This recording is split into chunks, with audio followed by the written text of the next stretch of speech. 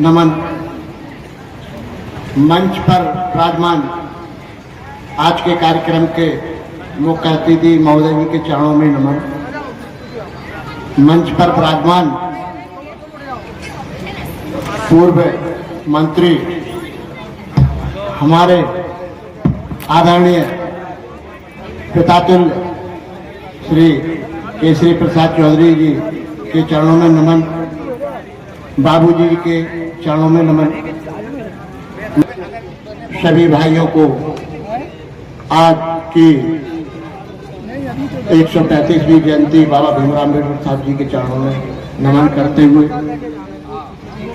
हमारे इस भरे आज अम्बेडकर पार्क में दूर दराज से आए हुए के विषय में तो अभी काफी लोगों ने आप लोगों को बताया है और बताते भी हैं, मगर मैं आज ये बताना चाहता हूं कि हमारे जितने भी आज भी कुछ लोग अनपढ़ हैं जिन्होंने शिक्षा को अभी तक समझा ही नहीं है, मेरा उनसे एक ही निवेदन है कि अपने बच्चों को शिक्षित जरूर कराएं, क्योंकि आपने शिक्षा का भाव मोल नहीं समझा। बाबा साहब ने कितनी कुर्बानी दी है, बाबा साहब ने इतनी कुर्बानी दी है, इतनी कुर्बानी कोई दे नहीं सकता है। उन्होंने तो अपने बच्चे तक बलिदान कर दिए हमारे लिए, आपके लिए, पूरे भारत देश के लिए किए हैं। क्या हम कर सकते हैं ऐसा? हम नहीं कर सकते हैं ऐसा। अगर हमारे बच्चे को बुखार भी चढ़ जाता है तो हम हजारों आदमियों का कार्यक्रम छोड़ के उस बुखार में लग जाते हैं, मगर बाबा साहब को क्या पड़ी थी? अगर वो भी चाहते कि मैं अपने बच्चों को देखूं, मैं तो इतनी 32 डिग्रियां करे हुए हूं, मुझे क्या देना किसी से, मगर उन्होंने एक दर्द पूरे भारत के देश के लोगों का समझा कि नहीं, ये दर्द बहुत बड़ा नासूर बन जाएगा अगर मैं इसको खत्म नहीं करूंगा। तो मेरा उन लोगों से कहना है, जिन माताओं बहनों ने अभी तक किताब को पढ़ी नहीं है और शिक्षा ग्रहण नहीं कर पाई, उन पिताओं को मैं बताना चाहता हूं जिन्होंने आज तक शिक्षा ग्रहण नहीं की है, वो अपने बच्चों को पढ़ाएं, लिखाएं और आगे बढ़ाएं।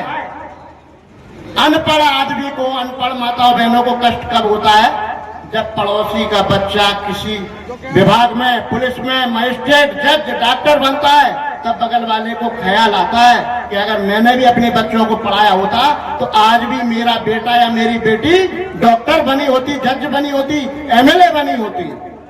आप लोगों से मेरा यही निवेदन है कि आप लोग अपने बच्चों को पढ़ाएं और शिक्षा के ऊपर विशेष ध्यान दें और बाबा साहब के विषय में, संविधान के विषय में जरूर उनको समझाएं। अगर उनको संविधान का ज्ञान नहीं है तो वो कितने भी पढ़ लिख जाए कुछ नहीं कर पाएंगे। बाबा साहब के संविधान के विषय में जरूर पढ़ाएं और बच्चों को ऐसी शिक्षा दिलाएं। तमाम कठिनाई आती है, आप लोग चाहे आधी रोटी खा लेना, मगर बच्चों को जरूर पढ़ाना। महात्मा फुले साहब, संविधान के निर्माता परम पूज्य बोधिसत्व बाबा साहब, आज हमारे बीच में एक ऐसी हस्ती बैठी है जिनको आज मुख्य अतिथि बनाया गया। इन्होंने प्रतिज्ञा की थी कि मैं इस आंदोलन के लिए अपनी शादी नहीं करूंगा, अपना पूरा जीवन संघर्ष, समस्त जीवन इस बहुजन समाज के उत्थान में लगाऊंगा। और उन्होंने एजीएमपी में नौकरी करते थे। मानवर कांसीराम जी की प्रेरणा से, कांसीराम साहब के टाइम पे ही उन्होंने कहा था कि तू नौकरी करके क्या करेगा, अब इस समाज को बढ़ा, तो उन्होंने नौकरी भी छोड़ी। ऐसे महापुरुष को मैं वंदन करता हूं।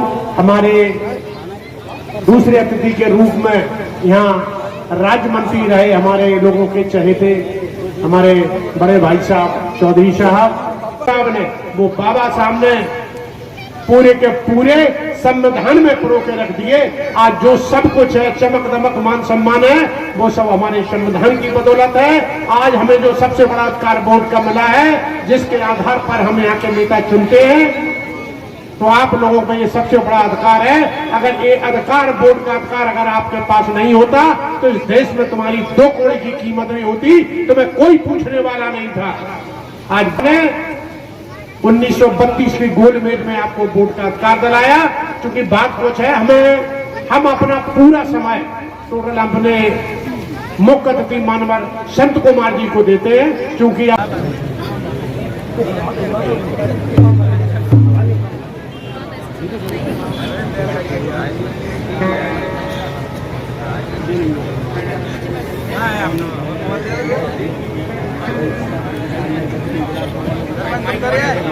एक माइक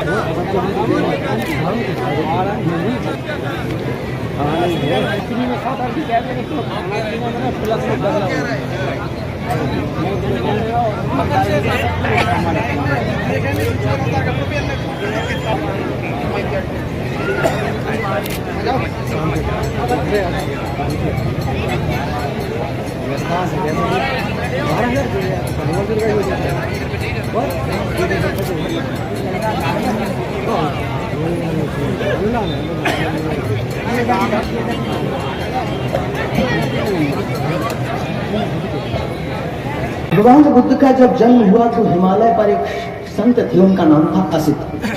उन्हें पता चला कि भारत कपिल वस्तु में एक महानतम दिव्यतम महापुरुष का अनुभव प्रादुर्भाव हुआ है। तो वो आए, आकर उन्होंने पिता शुद्धोधन से कहा, महाराज आपका पुत्र तमाम लक्षणों से युक्त है। अगर ये राजा बना तो चक्रवर्ती होगा, अगर ये साधु बना तो ये संपूर्ण विश्व को एक दिशा देगा। संभावनाएं ज्यादा ये लग रही है कि साधु होगा। जब ये कह दिया तो अकेला पुत्र महाराज शुद्धोधन चिंता में पड़ गए और उन्होंने अपने राजमहल में सारी सुख सुविधाओं का बंदोबस्त कर दिया कि कैसे भी करके ये युवक इन्हीं चीजों में उलझ जाएगा। लेकिन वो दूसरे काम के लिए आए थे इस धरती पर, इस मानव समाज को अंधकार से निकालने के लिए आए थे।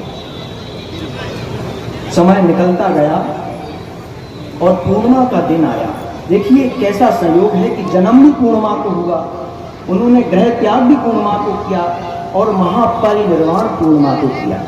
भगवान बुद्ध घर से पूर्णिमा की रात्रि को निकले और 6 वर्ष तक उन्होंने कठोर साधना की, कठोर तपस्या की और उन्होंने जो एब्सोल्यूट ट्रुथ था, जो अंतिम सत्य था, उसे जाना। भगवान बुद्ध के जो 5 शिष्य हैं, सबसे पहले वो ब्राह्मण थे और उन ब्राह्मणों ने नाम रहेगा, जब तक सूरज चांद रहेगा बाबा तेरा नाम रहेगा। महात्मा ज्योतिबा फुले अमर रहे, अमर रहे, अमर रहे। बाबा साहब अम्बेडकर अमर रहे, अमर रहे, अमर रहे। बाबा साहब अम्बेडकर अमर रहे, अमर रहे, अमर रहे। बाबा साहब अम्बेडकर अमर रहे, बाबा साहब अम्बेडकर अमर रहे। आदरणीय बीके जाटव साहब, आदरणीय पूर्व मंत्री महात्मा फुले और बाबा साहब अम्बेडकर के चित्र पर माल्यार्पण करें। आदरणीय नारायण सिंह बाबू जी, शैलेंद्र यादव जी, मनोज पाल आए और मंच पर बाबा साहब और महात्मा फुले जी के चित्र पर माल्यार्पण करें।